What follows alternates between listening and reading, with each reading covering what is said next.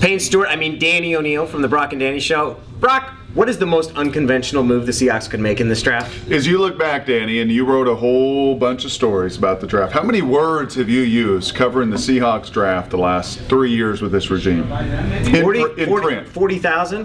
How many mock drafts did you go through? 3? How close were you to the moves they made early in the draft? Getting them right? Couldn't have been farther.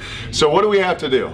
We've got to get outside of the box. Any of this conventional wisdom and this player does this and he's got great knee bend and they need this explosiveness and they love this speed and they like this height. So let's get out of the box. Let's get out of the conventional wisdom. And you tell me, Danny, what is the most unconventional move the Seahawks could make tomorrow? That's what I got going in my mind. With everything that they've done this offseason, with all the pieces they have in play, with all the expectations that I think they can meet next year, you tell me, in your estimation, what is the most unconventional move they can make in this draft? I think there's 3 positions in order of most unlikely that fans would think. The first one is quarterback, obviously. Right. You have your franchise quarterback, but this is John Schneider. He comes from a GM school of thought, which is you take a quarterback every year, and they haven't been afraid to take quarterbacks when they have somebody established. And you got nothing else on the roster. Nothing with any guarantee whatsoever. That's no shot on Brady and no shot on Portis. It just means, financially speaking, they have made no commitment to them.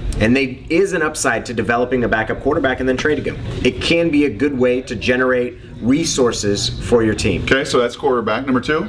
Wide receiver. You spend a lot of money on Percy Harvin. Sidney Rice is still very expensive. I don't think they have that big-bodied receiver that Pete Carroll typically likes. Mike Williams played that role in 2010. They wanted Braylon Edwards to play that role last year, and that really didn't work out. So that would be another one. I would not rule that out, and that is a position where you look at kind of the values of it. They could be staring at something like number that at 56.